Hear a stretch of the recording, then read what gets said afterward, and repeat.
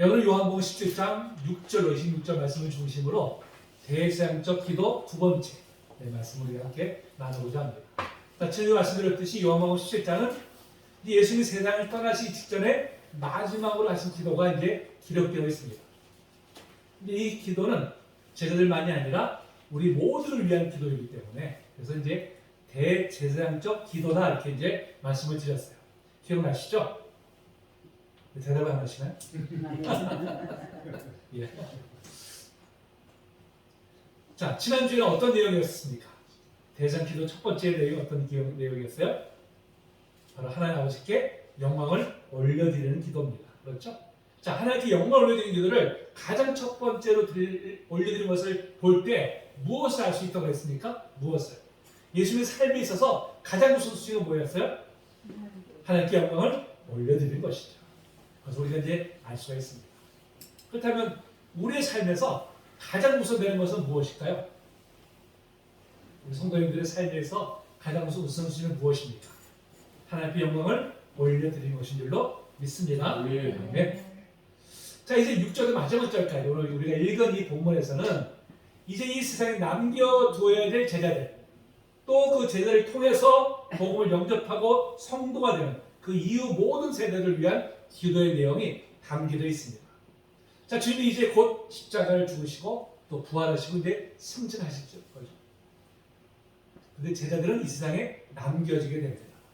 주님은 그 제자들이 이제 온갖 환난을 극복하고 끝까지 믿음으로 승리하기를 원하시는 그 마음과 그리고 또한 그 이후 세대도 저희들 같은 우리들도 동일하게 인내로서 믿음으로 승리하기를 원하는 마음을 담아서 하나님 앞에 이제 기도를 올려드렸어요. 우리는 이 기도를 통해서 먼저는 지금도 하나님 보좌 우편에서 우리를 위해서 기도하고 계시는 주님으로 인해서 소망을 가지게 될 것이고 한편 또 우리가 어떻게 기도해야 되는지 우리가 또 어떻게 살아야 되는지를 우리가 배우게 됩니다. 자, 이제 이 본 말씀을 깊이 살펴보면서 주의 은혜를 나누도록 하겠습니다. 자, 5절까지 해서 오직 하나님의 영광을 보였던 예수님께서 자, 6절에서도 자신의 삶의 목적이 오직 하나님의 이름을 나타내는 것임을 말씀하고 계세요. 자, 6절 상반절에 보니까 세상 중에서 내게 계신 사람들에게 내가 아버지 이름을 나타내었나이다 그랬습니다. 자, 이름은 뭘 말하죠? 이름은 바로 그 존재의 정체성을 나타내는 것이죠. 그렇기 때문에 하나님의 이름을 나타냈다는 것은 그건 무엇입니까? 하나님이 어떤 분이신지를 바로 이제 사람들 하여금 알게 하였다는 것이죠. 예수님은 연약한 자들을 품으시고 또 이적을 행하시며 또 가르침을 통해서 하나님이 어떤 분이시고 이 세상을 향해서 가지고 계시는 뜻이 어떠한지를 나타내심으로 영광을 올리셨습니다. 아멘. 그렇다면 우리는 지금 무엇으로 하나님을 이 세상에 나타내고 있을까요? 무엇으로? 우리는 우리의 입술을 열어서 하나님이 어떤 분이신지를 증거해야 됩니다. 또 뿐만 아니라 세상과 구별된 언행으로 하나님이 어떤 분이신지 우리가 나타내야 할 것입니다. 아멘. 여러분, 각 나라마다 외교 관계를 맺고 있는 국가의 자국을 대표해서 누구를 파송하죠? 대사를 파송하죠. 그 대사는 자국의 대통령을 대리해서 주재국의 그 뜻을 전하고 그것을 이루는 역할을 합니다. 그 대사는 그 나라를 대표하기 때문에 그의 언행에 따라서 그 나라가 평가를 받게 되죠. 자, 우리는 바로 하나님 나라의 대사입니다. 대사로서 세상에 보내심을 받은 사람들이잖아요. 그렇기 때문에 우리의 언행에 따라서 우리를 보내신 하나님이 높임을 받으시기도 하고 도리어 조롱을 받으실 수도 있다는 것입니다. 그럴 때 우리는 내 뜻이 아니라 나를 보내신 하나님의 뜻을 나타내고 이 뜻을 이루는 일에 우리가 힘을 쓰고 무엇보다 거룩한 행실을 통해서 하나님 나라의 대사로서의 직을 우리가 온전히 감당하게 되기를 소망합니다. 아멘. 자, 이어서 예수님은 제자들을 위해 기도를 하시면서 먼저 그들이 어떤 사람들인지를 소개하고 계세요. 자, 오늘 6절 하반절에 보니까 그들은 아버지의 것이었는데 내게 주셨으며 그들은 아버지의 말씀을 지켰나이다 이렇게 기도하고 있습니다. 우리가 누구 것이라고요? 우리가 누구 것? 천지를 지으신 하나님의 것입니다. 하나님을 쓰고 있는 사람들이죠. 사실 우리는 전에는 하나님과 상관없던 사람들이었는데 이제는 그 신분이 바뀌었습니다. 자, 베드로서 2장 10절 말씀을 읽어볼까요? 시작. 너희가 전에 백성이 아니더니 이제는 하나님의 백성이요 긍휼을 얻지 못하였더니 이제는 긍휼을 얻은 자니라. 아멘. 이제는 하나님의 전적인 은혜와 긍휼하심을 입어서 하나님의 소유된 백성이 되었습니다. 그럼 사람의 가치는 어디에 소유되냐에 따라서 달라지게 되죠. 똑같은 사람이라도 미국 국적을 가지고 있는 것과 아프리카의 작은 나라의 국적을 가지고 있는 것과는 국제 무대에서 대접이 달라지지 않아요. 전에 우리나라도 식민 생활과 또 6.25 동란을 인해서 아주 극심한 가난에 시달렸습니다. 근데 지구촌에서 우리나라를 아는 사람이 없었어요. 그러니까 국제사회에서 그야말로 푸대접받는 그런 시대였습니다. 근데 여러분 이제는요, 경제 발전과 한류 등으로 인해서 그 미상이 달라졌어요. 세계 어디서나 대접받는 국가가 되었습니다. 우리 대한민국 여권을 가지면 무비자로 자유롭게 드나들 수 있는 나라의 수가 세계 2위예요. 2위. 우리가 미국보다 높아요. 미국보다. 일본이 세계 1위고 우리가 세계 2위입니다. 세계 192개 국가가 우리나라 국민들은 그냥 어서 옵쇼예요. 그 정도로 우리가 지금 달라진 위상을 우리가 경험하게 되는 것이죠. 여러분 이것을 우리 영적으로 보게 되면 이제 우리의 힘의 끈은 어디에 있습니까? 이 땅이 아니라 하늘 아래에 있죠. 우리는 필요대로 멸망이 되는 마귀에 속한 자들이 아니라 하나님의 영원토록 동행하는 영광스러운 하나님의 나라에 이제 국적을 가진 사람들입니다. 아멘. 이제 그 누구도 우리의 국적을 임의로 바꿀 수 없는 영원한 신분을 갖게 된 것이죠. 아멘. 그렇다면 여러분 우리가 얼마나 이 신분을 내서 우리가 정말 영광스러운 것인지 우리가 잘 알고 있을까요? 아멘. 얼마나 우리가 자부심을 가지고 있을까요? 우리나라 사람들이 이렇게 세계에서 다 이제는 그 대접을 해주는 그런 나라가 되었는데도 정작 우리는 그걸 몰라요. 여전히 우리는 예전에 그냥 가난했던 시절의 그 생각에 우리가 얽매여 있어요. 우리가 혹시 지금 그런 모습은 아니냐는 것이죠. 이제 우리가 하나님 영광스러운 나라의 백성이 되었는데 여전히 예전의 모습을 우리가 갖고 있으면서 거기서 벗어나고 있지는 못하고 있지는 않는지 우리 자신을 좀 돌이켜보기를 원합니다. 아멘. 우리는 우리의 공로가 아니죠. 하나님 무한하신 긍휼하심의 은혜로 말미암아 이 영원한 나라의 백성이 되었습니다. 아멘. 진실로 하나님 앞에 감사, 영광을 올려드리는 우리가 모두가 되시기를 축복합니다. 아멘.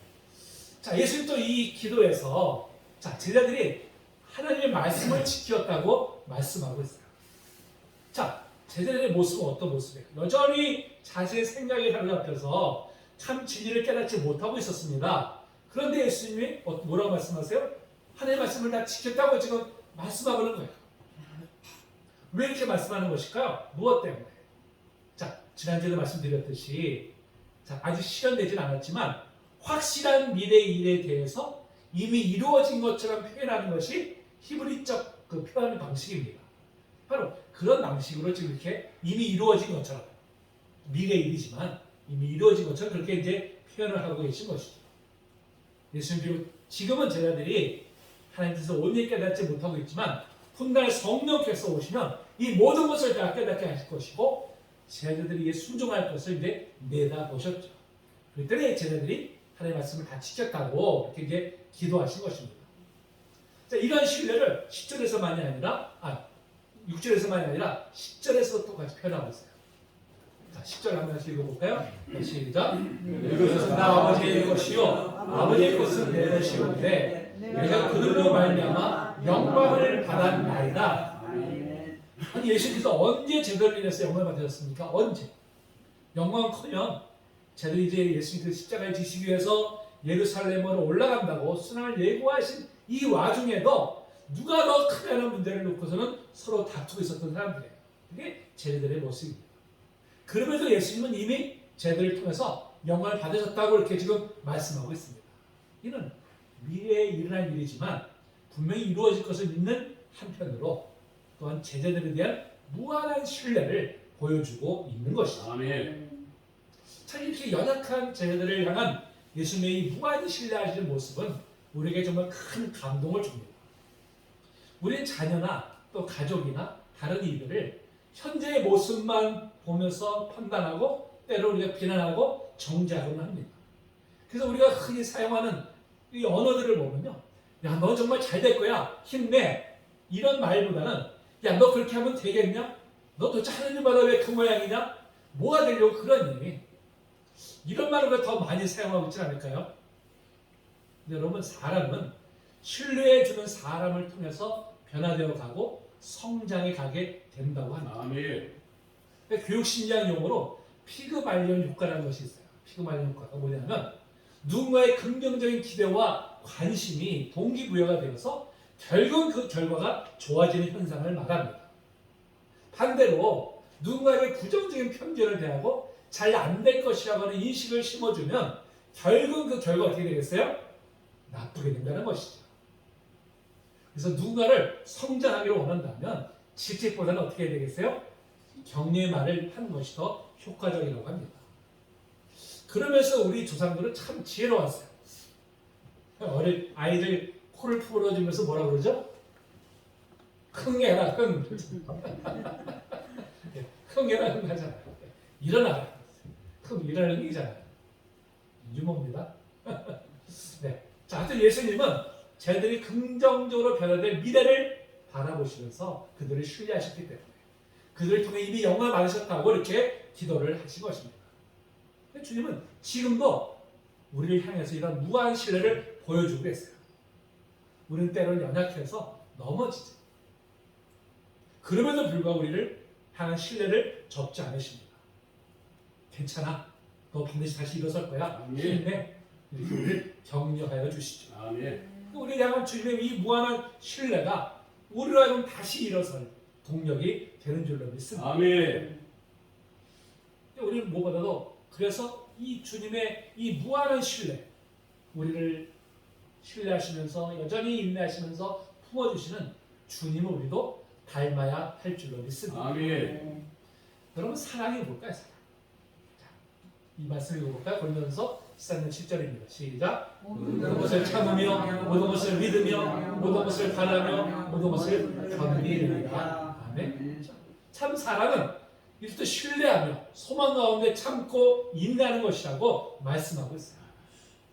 그러니까 타인의 현재의 모습만 보는 것이 아니라 그 안에 있는 하나님의 형상을 바라보므로 소망을 가지고 기도하며 기다려주는 아멘. 정말 예수님을 본받는 우리가 모두가 되기를 소망합니다. 아멘. 자, 이제 예수님께서 이제 제자들과 또 우리들을 위한 기도를 이제 간절히 드리세요. 자, 9절에 이제 말씀하시죠. 내가 비옵는 것은 내게 주신 자들을 위함이니이다 그랬습니다. 근데 이 기도가 비단 제자들만이 아니라 그 이후의 모든 믿음의 세대를 위한 기도임을 또한 말씀하고 있어요. 자, 20절에 뭐라고 말씀합니까? 내가 비옵는 것은 이 사람들만 위함이 아니요 또 그들의 말로 말미암아 나를 믿는 사람들도 위함이니 그랬어요. 아멘. 예수님의 직계 제자들만을 위한 기도가 아니라 바로 그 이후에 오는 모든 세대들, 저와 여러분들을 위해서 하나님께 지금 이렇게 기도를 하신 것이죠. 아멘. 주님은 지금도 여전히 우리를 위해서 하나님 보좌 우편에서 기도하고 계십니다. 아멘. 이때는 우리는 이 기도를 우리의 신비에다 새겨야 돼요. 신비에다 가슴 깊이 새겨서 늘 우리가 이 말씀을 묵상하고 우리가 이 기도대로 우리가 기도해야 돼요. 그보다 또 예수님의 소원대로 우리가 이렇게 우리가 살아야 할 줄로 믿습니다. 아멘. 자, 그러면 어떤 기도를 드리셨을까요? 어떤 기도? 자, 4가지 말씀드릴 텐데요. 먼저는 우리 모두가 하나 되게 해달라고 기도하십니다. 자, 11절 말씀 다시 한번 읽어봅니다. 시작. 나는 세상에 거 있지 아니하오나 그들은 세상에 있었고 나는 아버지께로 가오나니 거룩하신 아버지여 내게 주신 아버지의 이름으로 그들을 보존하사 우리와 같이 그들도 하나가 되게 하옵소서. 네. 그래서 우리란 누굴 가리키죠? 우리란 바로 성부, 성자, 성령, 삼위일체 하나님을 가리킵니다. 삼위일체 하나님은 완전한 공동체를 이루고 계세요. 그 안에서 하나가 되어서 서로를 존중하면서 서로를 사랑하십니다. 이렇게 삼위일체 하나님이 완전히 하나가 되신 것처럼 우리도 또한 하나가 되기를 원하시는 아멘. 기도를 이제 드리시는 것이죠. 여러분, 따로 또 같이라는 말 아시죠? 따로 또 같이. 어떤 뜻일까요? 각각 분리되어 있지만 하나인 것 같은 그런 모습을 가리켜서 따로 또 같이 가고 말합니다. 자, 삼일째 하나님이 그러셨듯이 주님 우리가 각자 몸과 생각이 다르고 또 처해진 환경도 다 다르지만 모두가 다 하나가 되기를 소망하십니다. 아멘. 여러분 우리가 하나 되는 건 정말 중요한 일이죠.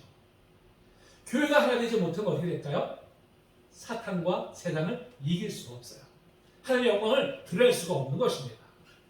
우리가 서로 사랑으로 하나 될 때 세상은 우리가 하나님께 속해 있음을 알게 될 것입니다. 아멘. 근데 사탄은 어떻게 하든지 우리를 분열시켜서 무너뜨리려고 하죠. 뭉치면 살고 흩어지면 죽는다는 말이 있잖아요. 적합해서 분열하면 결국은 패배밖에 없습니다. 동물의 왕국 같은 그런 프로를 보면요, 맹수들이 사냥하는 모습들이 종종 나옵니다. 그러니까 맹수가 공격할 때 가장 먼저 하는 일이 뭐냐면 공격 대상을 무리해서 분리시키는 거예요. 분리시키는 거. 그러면 힘이 없어져가지고 공격하기가 쉽죠. 결국 무리해서 분리된 대상은 사나운 맹수의 먹잇감이 되고 맙니다. 어떻게든 무리 속에 속해 있어야만이 맹수로부터의 공격에서 자신을 지킬 수가 있어요. 우리도 마찬가지입니다. 공동체에 속해 있어야만. 그래서 하나가 될 때 사탄의 공격으로부터 자신을 지킬 수가 있는 것입니다. 아멘. 그렇다면 왜 종종 공동체가 하나 되지 못하고 분열하게 되는 것일까요? 무엇 때문에? 바로 욕심 때문이죠. 욕심 때문에. 서로가 욕심을 앞세우다 보니까 결국 하나가 되지 못하고 분열되고 마는 것입니다. 어떤 욕심입니까? 다른 이보다 내가 더 대우를 받아야 된다는 욕심, 나를 더 내세우고 싶은 욕심, 내가 다른 이보다 더 높임을 받아야 한다는 욕심이 결국 공동체를 분열시키는 것입니다. 바로 고린도 교회가 이런 모습을 적나라하게 보여주고 있죠. 그들은 이 욕심으로 인해서 하나가 되지 못하고 그래서 그 안에서 여러 분파로 이제 나누어지고 말았습니다. 그들을 향한 질책이 이렇게 말씀하고 있죠. 고린도서 3장 3절 말씀입니다. 자, 읽어볼까요? 시작. 너희는 아직도 육신에 속한 자로나 너희 가운데 시기와 분쟁이 있으니 어찌 육신에 속하여 사람을 따라 행함이 아니리요. 아멘. 육신에 속해 있다는 건 무엇입니까? 예수 믿는데 믿는 것 같지 않다는 거예요. 구원받았다고 하면서 전혀 그에 합당한 삶을 살지 못하고 있다는 것입니다. 이게 뭐예요? 욕심 때문에 교회가 하나 되지 못하고 분열되어 있는 것을 가르쳐서 그게 지금 말씀하고 있는 것입니다. 여러분 욕망이 이처럼 공동체를 분열시키기 때문에 우리는 무엇보다도 자신의 내면에 있는 욕망을 부단히 내려놓아야 돼요. 그래야 우리가 서로 사랑으로 하나가 되는 공동체를 세우게 되는 줄로 믿습니다. 아멘. 근데 우리가 하나 된다는 것이 오해하는 부분들이 있어요. 오해하는 부분들이 뭐냐면 우리 모든 것이 다 그냥 다 생각까지도 표기가 돼야 된다. 이렇게 생각하는 경향이 있는데 그건 잘못된 생각입니다. 여러분 생각까지 미결시키는 건 독재 국가에서 행하는 일이에요. 하나 된다는 것은 결코 우리의 가치관이나 생각이 동일해야 됨을 의미하지 않습니다. 화이부동이라고 하는 사자성어가 있어요. 화이부동. 남과 화목하게 지내기는 하지만 무턱대고 남의 의견에 동의하지는 않는다는 뜻입니다. 그러니까 사람과 우리가 사귐에 있어서 자기와 다른 상대방의 의견을 존중하는 한편으로 저 줏대 없이 남의 의견을 따르거나 편 가르기를 하지 말아야 된다는 그런 뜻입니다. 근데 여러분 진정한 하나됨은 하나의 중심 속에서 서로 다름을 존중하며 조화를 이루는 것입니다. 아멘. 그게 진정한 하나됨입니다. 자, 그럼 우리는 하나됨의 중심은 어디에 둬야 될까요? 어디에다? 나에 대해 둬야 될까요? 아니죠. 바로 하나님께, 바로 예수 그리스도께 우리의 중심을 두어야 되죠. 아멘. 하나님과 예수님이 우리의 중심이 되십니다. 이럴 때 우리가 하나님과 예수님께 중심을 두며 서로의 다름을 존중할 때 그때 우리가 이제 하나가 될 수 있는 것입니다. 아멘. 이를 가르쳐 성경은 바로 진리와 사랑으로 하나 된다 이렇게 이제 말씀하고 있습니다. 자, 먼저 진리를 하나 된다는 것은 무엇을 의미할까요? 진리를 하나 된다는 것. 에베소 4장 13절 말씀입니다. 읽어봅니다. 시작. 우리가 하나님의 아들을 믿는 것과 아는 일에 하나가 되어 온전한 사람을 이루어 그리스도의 장성한 분량이 충만한 데까지 이르리니 아멘. 무엇보다 진리를 하나 되는 것은 하나님의 아들을 믿는 것, 아는 일이 있어서 하나가 되는 것을 말합니다. 같은 하나님을 믿고 같은 예수를 믿을 때 진리로 우리가 하나가 되는 것이죠. 근데 똑같은 성령 가지고 있으면서도 하나님에 대한 지식이 다르고 예수님에 대한 지식이 다르다면 결코 하나가 될 수가 없는 것이죠. 그러니까 이단도 성령을 가지고 이야기를 해요. 똑같이. 그런데 그들은 뭐예요? 하나님에 대한 지식이 다르잖아요. 예수님에 대한 지식이 다르죠. 그럴 때는 우리와 하나가 될 수가 없는 것입니다. 자, 또 사랑으로 하나 된다는 것은 뭘 의미할까요? 자, 에베소 4장 16절 말씀입니다. 자, 읽어봅니다. 시작. 그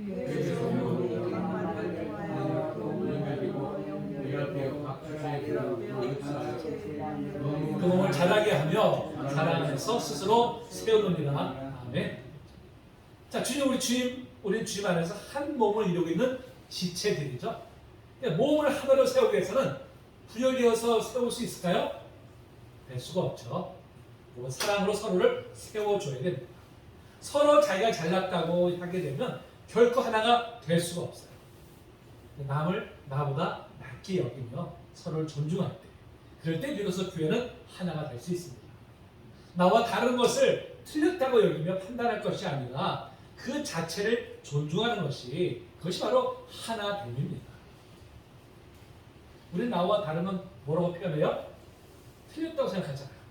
그걸 내가 바꿔줘야 된다는 완전히 국가적인 사명을 띈 것처럼 그냥 기어서 바꾸려고 우리가 노력을 해요. 그러다 보면 어떻습니까? 바뀌십니까? 바뀌시기는커녕 오히려 분열이 일어나죠. 나와 다른 것은 틀린 것이 아닙니다. 다른 거예요. 생각이 다른 것 뿐이고요. 가치관이 다를 뿐이고 전혀 환경이 다를 뿐입니다. 우리가 그 다름을 있는 그대로 우리가 존중해야 돼요. 그때 우리 사랑으로 하나가 되는 것입니다. 아멘. 여러분, 사랑이 없는 진리는 난폭해지기가 쉬워요. 진리만 한 가지 붙으면 판단하기 쉽습니다. 반면에 진리가 없는 사랑은 또 미선이 되기가 쉬워요. 그러니까 지식만 있으면 교만해지기가 쉽고 사랑만 있으면 어리석게 되기가 쉽습니다. 그런 면에서 지식과 사랑은 결코 분리될 수 있는 것이 아니죠. 그래서 진리와 사랑이 서로 균형 있게 조화를 할 때, 그럴 때 우리는 비로소 하나가 되는 공동체를 세울 수가 있습니다. 아멘. 이 진리와 사랑으로 하나가 되지 못한 채 홀로 있는 사람은 결코 온전해질 수가 없어요. 여러분, 구원은 각자의 개인의 믿음에 의해서 우리가 이제 받게 되지만, 구원을 완성해 가는 것은 서로가 하나 될 때, 하나가 될 때 비로소 구원의 완성이 이루어지는 것입니다. 오늘날 코로나 이제 이 팬데믹 이후로 이 교회 생활을 등한시하는 사람들이 굉장히 많이 늘어났어요. 우리 교회는 그런 분들이 없지만, 이 주일 예배조차 이제 그동안 코로나 팬데믹 때문에 TV나 이제 인터넷으로 들은 사람들이 늘어났습니다. 팬데믹 끝났는데도 여전히 회복되지 않는 숫자가 한 30%는 된다고 해요. 또 주일 예배 참석을 해도 성도 간의 교제나 어떤 봉사에는 관심을 기울이지 않는 그런 사람들이 지금 많아지고 있습니다. 여러분, 그런 자세는 결코 믿음의 성장을 할 수가 없어요. 시험에 닥칠 때 견딜 수 있는 힘이 없습니다. 여러분, 하와가 언제 넘어졌어요? 하와가 아담이 없이 홀로 있을 때 이제 넘어졌어요. 여러분, 나 혼자 있어도 얼마나 설 수 있다는 생각하는 것은 뭐예요? 교만입니다. 우리는 그렇게 강한 자들이 아니에요. 우리가 서로 우리가 지지해주고 격려해주고 하나가 될 때 우리는 그 힘을 가지고 우리가 사탄의 유혹으로부터 자신을 지킬 수 있는 줄로 믿습니다. 아멘. 우리 무엇보다도 완전한 구원이 이르려면 모두 우리가 하나가 되어야 되기 때문에 주님이 우리를 위해서 기도하고 계십니다. 자, 다음으로는 우리가 악에 빠지지 않도록 기도하고 계세요. 자, 15절에 말씀하죠. 내가 비옵는 것은 다만 악에 빠지지 않게 보존하시기를 원함이옵니다. 그랬습니다. 그래서 악은 누굴 가리키죠? 사탄, 또 로마 제국, 또 하나님의 뜻에 대적하는 자들을 말합니다. 이들 예수님 십자가에 못 박을 뿐만 아니라 제자들에게 심각한 위협이 되었어요. 제자들은 이러한 제자들을 악이 지배하는 세상에 두고 가야만 했습니다. 자, 그럼에도 제자들을 세상에서 데려가 주시기를 구하지 않는 이유가 뭐예요? 이 땅에서 해야 될 사명이 있기 때문이죠. 아멘. 이 세상에 남겨진 제자들이 그래서 악에 빠지지 않아야만이 믿음을 지킬 수 있을 뿐만 아니라 하나님께서 맡겨진 사명을 온전히 감당할 수 있기 때문에 이를 위해서 이제 기도하신 것입니다. 여러분, 우리가 살아가는 세상은 악한 곳이죠. 악한 세상이 끊임없이 우리를 유혹합니다. 우리는 이 악한 세상에 속한 사람들이 아니기 때문에 악의 세계는 어떻게 우리를 넘어뜨리려고 유혹하고 우리를 공격해오죠. 뿐만 아니라 이 세상 자체가 죄로 인해서 온갖 환란이 계속되는 것입니다. 온갖 분쟁과 다툼과 미움이 그치지 않는 것이죠. 이런 세상에 대해서 우리의 힘으로 도저히 맞서 싸울 수가 없기 때문에 오직 하나님의 도우시는 은혜를 입을 때만이 우리의 믿음을 지킬 수가 있습니다. 아멘. 그래서 예수님께서 우리를 위해서 악에 빠지지 않도록 기도하고 계신 것입니다. 아멘. 그러니까 마귀가 베드로를 흔들 때 주님께서 그를 위해서 기도하심으로 이제 물리치셨다고 말씀하죠. 자, 누가복음 22장 31, 32절입니다. 읽어봅니다. 시작. 시몬아 보라, 사탄이 너희를 밀가루 하려고 요구하였으나 그러나 내가 너를 위하여 내 위를 떨어지지 않기를 기도하였느니 너는 돌이킨 후에 내 일들을 듣게 하라. 아멘. 베드로도 사단이 밀가루 하려고 했는데 예수님께서 기도하시면 그를 지켜주셨어요. 아멘. 주님은 지금도 저 여러분들 위해서 우리 악이 빠지지 않도록 기도하고 계신 줄로 믿습니다. 아멘. 다음으로 주님 우리를 진리로 거룩하게 하기를 기도하십니다. 17절 말씀하죠. 그들을 진리로 거룩하게 하옵소서. 아버지 말씀은 진리이다 말씀하고 있습니다. 자, 성경은 우리에게 가르쳐서 거룩한 존재라고 말씀하세요. 자, 우리를 총칭해서 부르는 호칭이 무엇입니까? 성도죠. 성도. 말 그대로 거룩한 무리들입니다. 근데 사실 우리의 모습을 들여다보면 거룩한 모습을 찾아보기가 쉽지 않죠. 눈을 씻고 찾아봐도 거룩한 모습이 없는데. 근데 어찌 우리 거룩하다고 하시는 것일까요? 무엇 때문에? 그건 바로 우리가 하나님의 소유된 백성이기 때문입니다. 아멘. 베드로서 2장 9절에 말씀하죠. 너희는 택하신 족속하는 그 제자들이여 거룩한 나라요 그의 소유된 백성이라고 말씀하고 있어요. 거룩은 구별된다는 뜻입니다. 우리가 세상으로부터 부르심을 받아서 구별된 사람들입니다. 더 이상 세상에 속하지 않을 뿐만 아니라 우리 안에는 성령이 거하고 계세요. 아멘.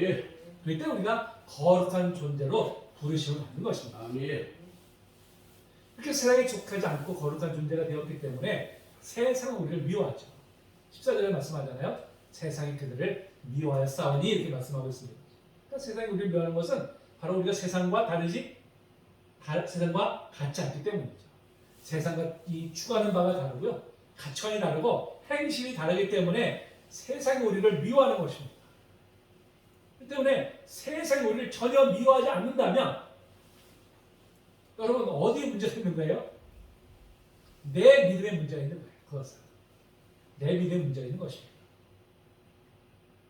자, 우리는 사실 세상과 다른 것으로 인해서 미움을 받아야 되는데 요즘의 한국 교회가 세상과 너무 똑같아서 도리어 손가락질을 받는 이런 안타까운 현실에 처해 있습니다. 우리가 세상과 구별됨으로 인해서 미움을 받는다면 오히려 우리 기뻐야 되죠? 해야 되는데 세상과 다를 바 없는 모습으로 인해서 도리어 욕을 먹고 있다. 우리 정말 철저하게 회개해야 됩니다. 우리가 바로 서기를 힘을 써야 합니다. 우리 주님의 전적인 은혜로 거룩한 존재가 되었기 때문에 이제 우리가 그 신분에 합당한 거룩한 삶을 살기 우리가 힘을 써야 돼요. 근데 무엇으로 우리가 거룩을 지킬 수 있습니까? 무엇으로? 바로 하나님의 말씀으로. 말씀으로 우리가 거룩을 지켜야 됩니다. 에베소 1장 17절 말씀하죠. 구원의 투구와 성령의 검 곧 하나님의 말씀을 가지라고 했어요. 자, 바벨론에서 포로로 끌려간 다니엘과 세 친구가 그곳에서 이제 우상의 제단에 올려졌던 그런 고기와 술을 먹어야 되는 처지에 놓이게 되었어요. 근데 이를 어기면 포로 신세이기 때문에 왕명을 거역한 죄로 좀 목숨이 날아갈 수가 있어요. 자, 이런 죽음의 위기 앞에 그들은 어떻게 대응했습니까? 다니엘서 1장 8절 볼까요? 자, 읽어봅니다. 시작. 이런 뜻을 정하여 왕의 음식과 그가 마시는 포도주로 자기를 더럽히지 아니하니라 하고 자기를 더럽히지 아니하므로 큰 권장에게 구하니. 뜻을 정했다는 것은 무엇입니까? 오직 하나님의 뜻에만 순종하기로 결심했다는 것이죠. 이로 해서 내가 서로 목숨을 잃는 지경에 있을지라도 기꺼이 그래야 하겠다는 이제 믿음을 굳건히 했습니다. 자, 바벨론은 사실 영적으로는 하나님을 대적하는 세상을 가리킵니다. 비록 우리의 육신으로는 세상을 살 수밖에 없지만 영적으로는 결코 세상과 타협하거나 굴복하지 않고 믿음을 지키는 것이, 그것이 바로 세상에 살아가는 성도의 본분이죠. 아멘. 바로 그 모습을 다니엘과 세 친구들은 자신의 삶을 통해서 우리에게 분명히 보여주고 있습니다. 아멘.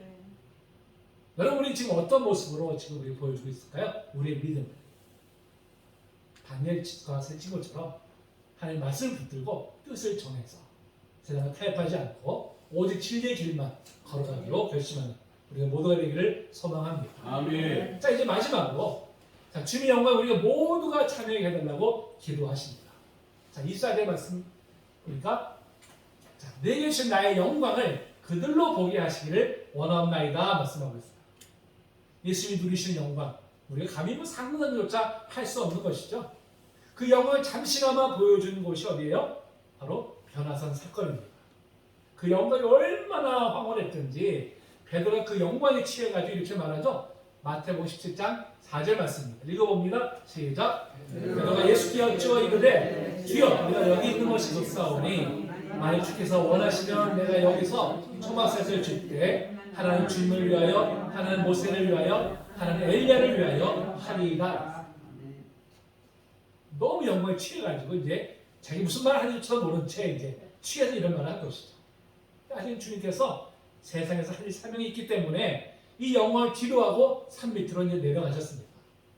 근데 장차 주님께서 재림하십니다.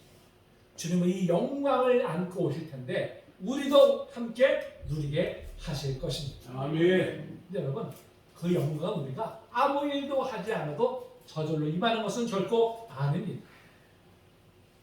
우리가 주님의 재림을 잘 준비할 때 우리가 그 영광에 참여하게 되는 것이죠. 아멘. 여러분, 그렇다면 어떻게 우리가 주님의 재림을 준비할까요? 자, 주님은 자신이 받으실 영광을 뭐라고 말씀하셨어요? 하나님께서 맡겨진 사명을 온전히 감당하는 것이 영광이라고 말씀하셨잖아요. 그렇죠? 마찬가지로 우리도 그 영광에 동참하는 길이 무엇입니까? 우리에게 맡겨진 사명을 온전히 이루는 것이죠. 우리 각자에게 맡겨진 사명이 있습니다. 그 사명을 온전히 이루는 길이야말로 바로 예수님의 재림을 준비하는 길이고요. 예수님의 영광에 우리가 참여하는 길이 되는 것이죠. 자, 그 사명을 온전히 이루려면 어떻게 해야 될까요? 먼저 나를 내려놔야 됩니다. 나를 내려놓고 하나님의 뜻을 우선해야 되죠. 지금 제자들은 이 와중에도 서로 큰애하고 다투고 있었어요. 자, 이렇게 자신을 내려놓지 못한다면 어떻게 하나님의 뜻을 이룰 수 있겠습니까? 나를 내려놓고 주님이 우리 내면을 채울 때 우리는 겸손히 하나님의 뜻을 이루게 됩니다. 아멘. 그럴 때 우리는 지금 이곳에서도 주님의 영광을 누릴 뿐만 아니라 장차 주님께서 재림지로 오실 때에 그 놀라운 영광에 참여하게 될 것입니다. 아멘. 영광이 그날에 우리에게 씌워주실 승리의 면류관을 소망 가운데 아멘. 바라보시기를 축복합니다. 아멘. 이제 말씀 마칠 텐데요. 주님은 십자가의 죽음을 앞두시고 비장한 마음으로 자녀들과 위의 모든 성도들을 위해서 기도하셨습니다. 뿐만 아니라 지금도 하나님 보좌 우편에서 우리를 위해서 기도하고 계십니다. 주님이 드리는 이 기도, 우리가 마땅히 갖춰야 될 성도의 모습이죠. 그래서 이 기도를 우리의 가슴 깊이 새기면서 이 기도의 내용이 우리의 삶에 그대로 이루어지기로 우리는 힘을 써야 됩니다. 아멘. 비록 우리의 힘으로 언제 이룰 수 없지만 지금 우리를 위해서 기도하시는 주의 은혜와 성령의 능력으로 우리는 반드시 이거를 이룰 수가 있고 이를 통해서 우리가 하나님 앞에 영광을 올려드리게 될 줄로 믿습니다. 아멘. 지금도 나의 등 뒤에서 힘내라고 격려하시는 그 주님의 음성을 듣고 힘차게 믿음의 여정을 달려나가는 우리 모두가 되시기를 주님의 이름으로 축복합니다.